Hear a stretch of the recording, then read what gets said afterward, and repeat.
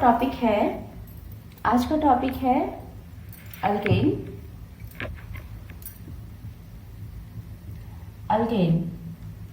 Okay, और इस chapter में हम टॉपिक डिस्कस करेंगे। क्या क्या टॉपिक डिस्कस करने वाले हैं हम यहाँ पे पहले नोट डाउन करते हैं। फर्स्ट टॉपिक हमारा रहेगा अल्केन। सेकेंड टॉपिक हमारा रहेगा फ्रैक्शनल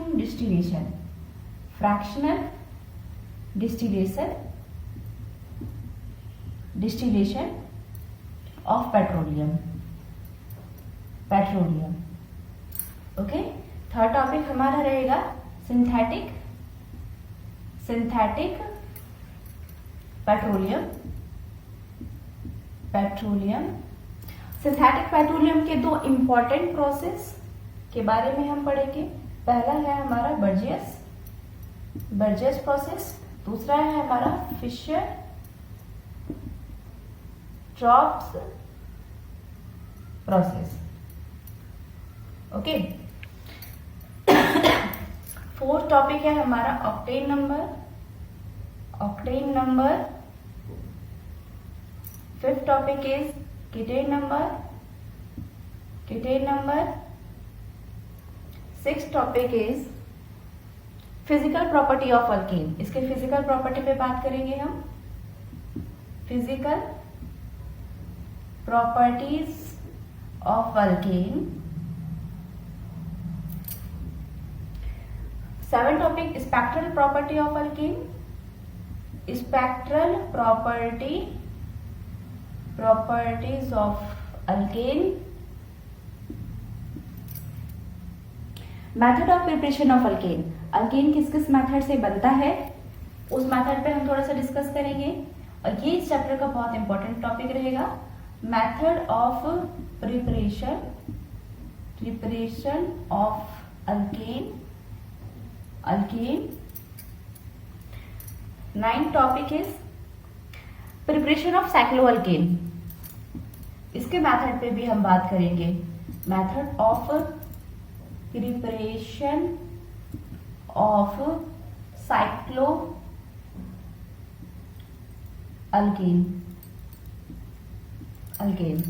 और 10 टॉपिक हमारा रहेगा कुछ रिएक्शन के बारे में। Okay, reaction of alkane. Okay, ये 10 टॉपिक इस चैप्टर में हम कवर करेंगे।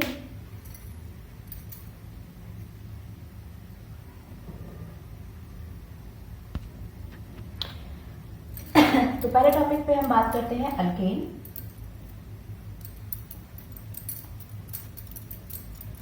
तो अल्केन होता क्या है? प्रीवियस क्लास में भी आपने पढ़ा है कि कार्बन अगर सिंगल बॉन्ड से कनेक्ट है तो ये क्या होगा, ये आपका सिंगल बॉन्ड होगा, अल्केन होगा। ठीक है, अगर कार्बन डबल बॉन्ड रहेगा इसको क्या बोलते हैं? अल्कीन बोलते हैं। अगर कार्बन ट्रिपल बॉन्ड रहा तो इसे क्या बोलेंगे? अल्काइन बोलेंगे। ठीक है, तो अभी ये दो टॉपिक तो इसमें नहीं पढ़ना है, अभी सिर्फ हम इस सिंगल पे कार्बन सिंगल बॉन्ड की बात करेंगे हम। ठीक है, ये कैसा हाइड्रोकार्बन होता है? सैचुरेटेड एलिफैटिक हाइड्रोकार्बन होता है। कैसा कार्बन होता है? सैचुरेटेड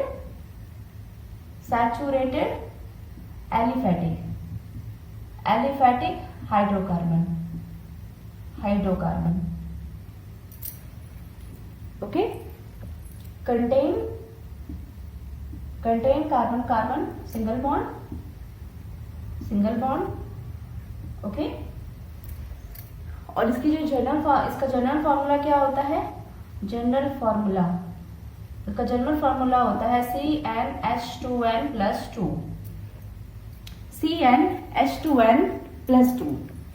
कार्बन पे अगर हम 1 पुट करें, अगर n की वैल्यू को 1 पुट करें, C1H2 into 1+2, C1H2 1 2 +2, C1H4 mean CH4, ये इसका पेरेंट मॉलिक्यूल होता है। अल्केन का पेरेंट मॉलिक्यूल क्या होता है? CH4। इससे कम नहीं और इससे ज्यादा भी नहीं हो सकता। ओके, क्योंकि कार्बन के साथ कितने बॉन्ड बनाएगा, 4 बॉन्ड बनाएगा हाइड्रोजन। ओके, तो तो इसका जनरल फॉर्मूला क्या हुआ, CnH2n+2। ओके, और देयर आर नो 2 और 3 बॉन्ड, पहले ही बताया मैंने, ना ही डबल बॉन्ड होता है ना ट्रिपल बॉन्ड होता है। ठीक है, ओके। पेरेंट मॉलिक्यूल के बारे में मैंने आपको बताया। पेरेंट मॉलिक्यूल इसकी क्या होती है, CH4। CH4 मतलब मीथेन, मीथेन, एन लगा है ना। अल्केन में क्या लगता है, एन लगता है। अल्कीन में ईन लगता है और अल्काइन में आइन लगता है। ओके, तो ये क्या है, अल्केन है, तो यहाँ पे क्या लगा, एन। ओके, मिथ हमने तब लगाया जब कार्बन ओनली 1 है। अगर कार्बन 2 होता तो क्या लगाते,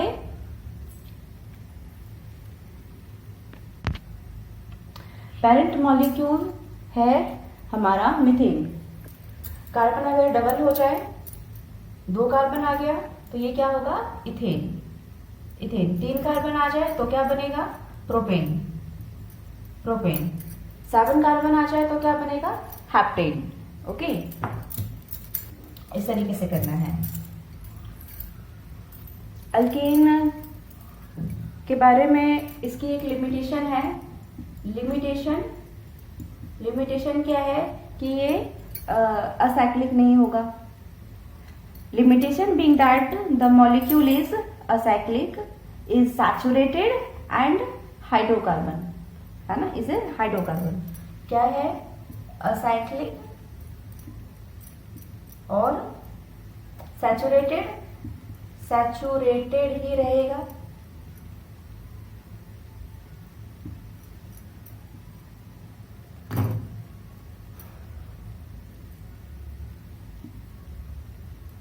hydrocarbon, okay.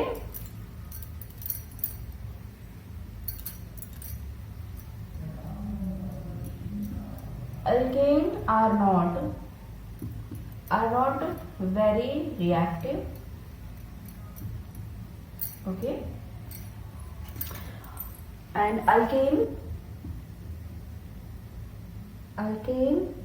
are colorless and odorless, colorless and odorless। और जो प्राइमरी सोर्स है, primary source of alkane is what, is petroleum. Okay, petroleum and petroleum is a complex mixture of organic component. Okay, next topic हमारा रहेगा synthetic petroleum पे। The great demand of petroleum has necessity to synthesize petroleum by chemical method, and the petrol synthesized by chemical mean is called synthetic petroleum। तो synthetic petroleum का process start ही इसलिए हुआ क्योंकि demand इसकी इतनी ज़्यादा है।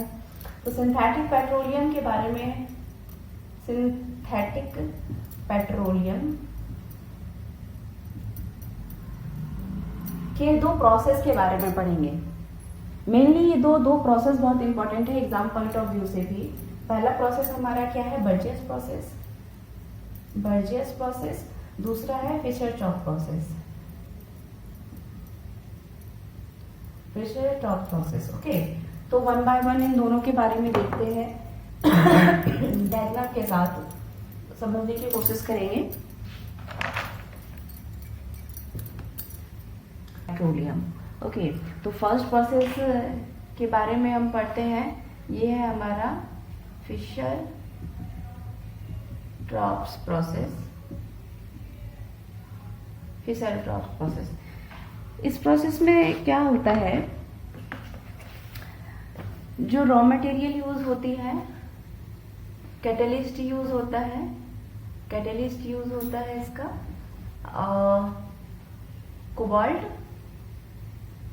कोबाल्ट यूज होगा, थोरियम यूज होगा, मैग्नीशियम ऑक्साइड यूज होगा और कैसल गुलर यूज होगा। तो एज ए कैटलिस्ट यहाँ पे ये यूज होते हैं। और इसका जो रॉ मटेरियल यूज किया जाता है वो वाटर गैस किया जाता है। वाटर गैस क्या होता है? CO प्लस H2, दो चीजों का कॉम्बिनेशन होता है, हाइड्रोजन का और कार्बन मोनोऑक्साइड का, इसको वाटर गैस बोलते हैं। और इसका टेम्परेचर आपका रहेगा 200 to 300 डिग्री सेल्सियस और प्रेशर आपका नॉर्मल रहेगा। कैसे इसका रिएक्शन होता है एक बार देखते हैं।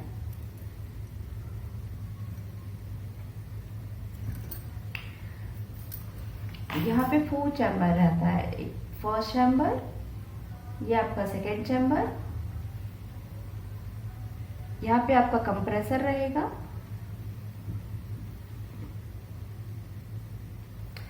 यहाँ पे भी आपका एक चैम्बर रहता है, यहाँ पे आपका कूलर रहता है और यहाँ पे आपका एक चैम्बर रहता है।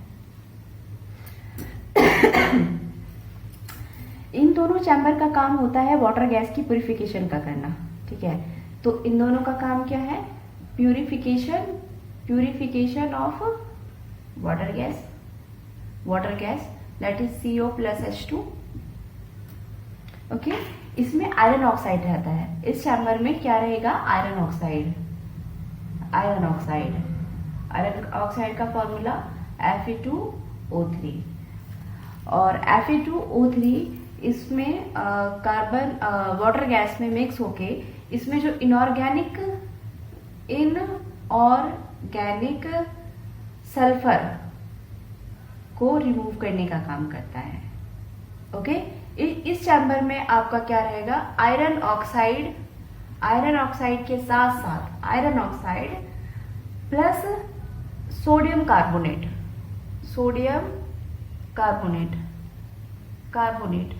ये दो चीज रहती है। कार्बन ऑक्साइड का फॉर्मूला बताया Fe2O3, sodium carbonate is Na2CO3। Okay, ये दो चीज का कॉम्बिनेशन यहाँ पे रहता है। और वाटर गैस में इसका जो फंक्शन है वो क्या है? इसमें तो इनऑर्गेनिक सल्फर रिमूव होता है, इसमें ऑर्गेनिक सल्फर रिमूव होता है। ओके, ये आपका क्या है? कंप्रेसर है, ठीक है। इसकी कनेक्टिविटी इस तरीके से होती है, यहाँ पे ऐसे कनेक्ट रहता है कंप्रेसर। फिर इस चैम्बर से हमारा कंप्रेसर में से और कंप्रेसर से हमारा ये आपका रिएक्शन चैम्बर है। This is reaction chamber.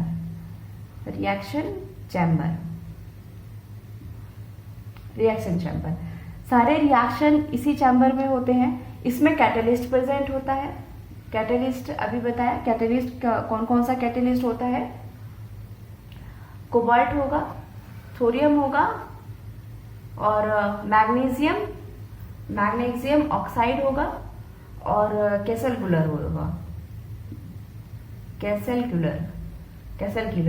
ये 4 कैटलिस्ट प्रेजेंट होता है।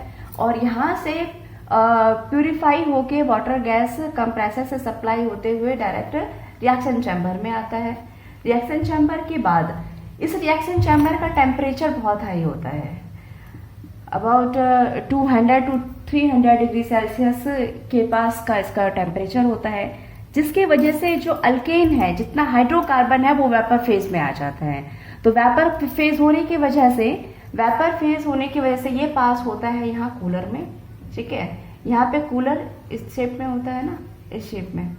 ओके, तो ऐसे कूलर यहाँ से कनेक्ट होता है इस चैम्बर में। इस चैम्बर का नाम क्या है? ये आपका फ्रैक्शनेटिंग चैम्बर है। Fractionating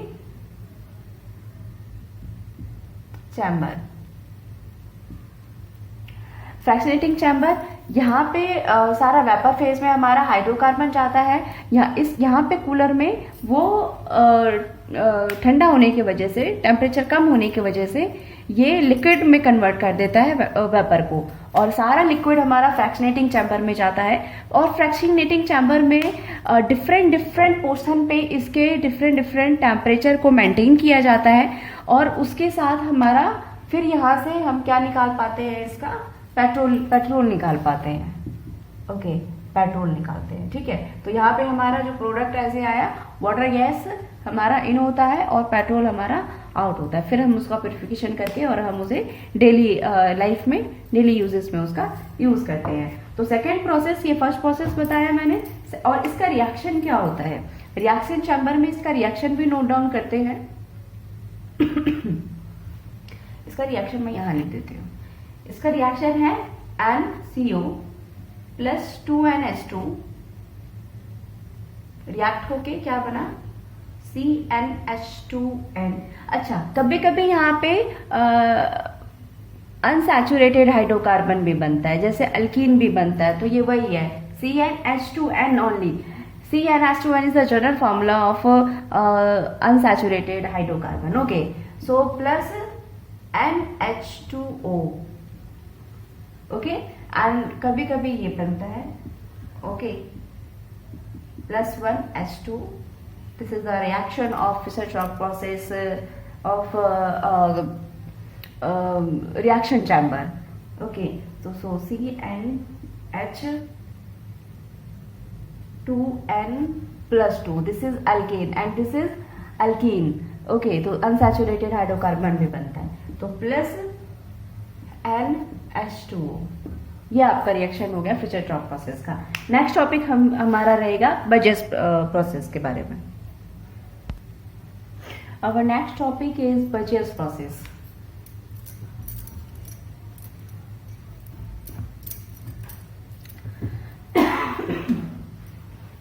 So Burgess process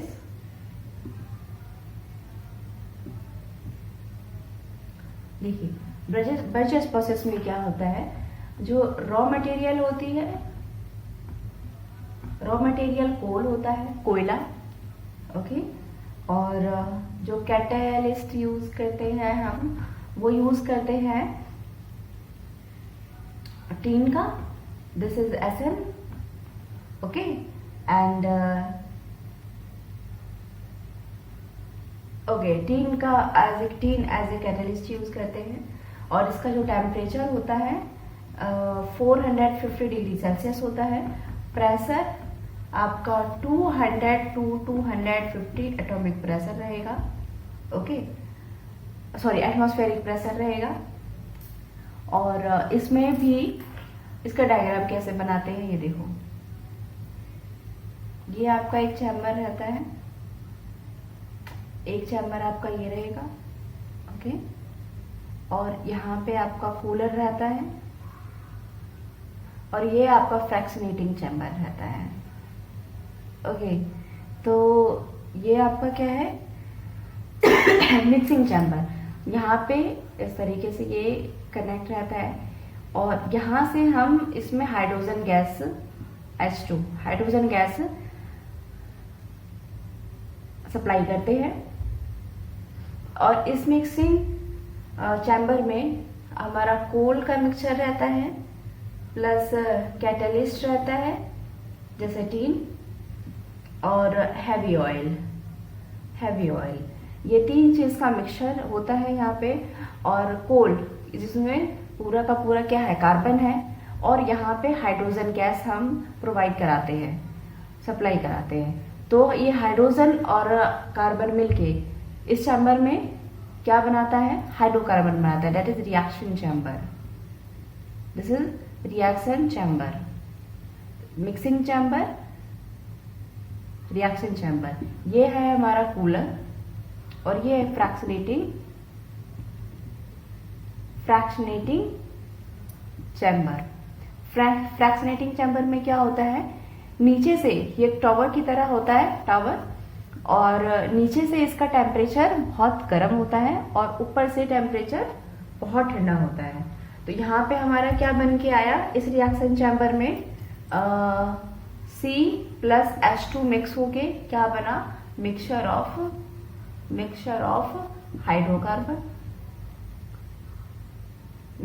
hydrocarbon, due to high temperature in reaction chamber hydrocarbon form vapour phase.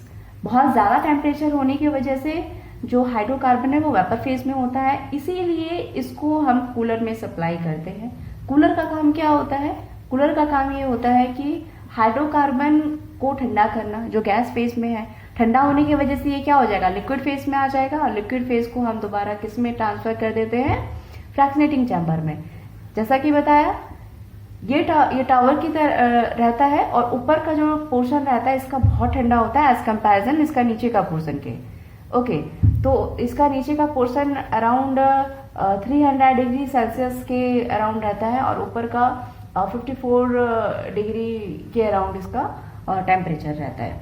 तो होता क्या है, यहाँ पे अलग अलग, यहाँ पे 4 डिफरेंट इसके पोर्शन रहते हैं, और इसमें मिडिल ऑयल आता है। ओके, मिडिल ऑयल रहेगा, गैसोलीन आएगा, गैसोलीन और हाइड्रोकार्बन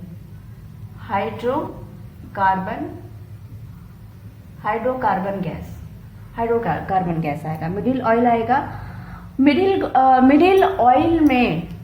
ऑयल में हम H2 को और पास कर दें, मिडिल ऑयल में अगर हाइड्रोजन गैस को अगर पास कर दें तो हमारा दोबारा से गैसोलीन आता है। तो ये मिडिल ऑयल निकलने के बाद दोबारा से वो उसे हम गैसोलीन में चेंज कर सकते हैं। और जो यहाँ से हैवी ऑयल निकलती है, कूलर से हाइड्रोकार्बन पास होने के बाद जो हैवी ऑयल निकलता है का जो प्रोडक्ट होता है, वो दोबारा से यहाँ पे इस लाइन को इस तरीके से यहाँ पे दोबारा से इसे रिवर्स यहाँ पे कनेक्शन के थ्रू हम दोबारा मिक्सिंग चैम्बर में से सेंड कर सकते हैं। तो ये हमारा पूरा प्रोसेस होता है ब्रिजेस प्रोसेस, इसे ही कहते हैं ब्रिजेस प्रोसेस।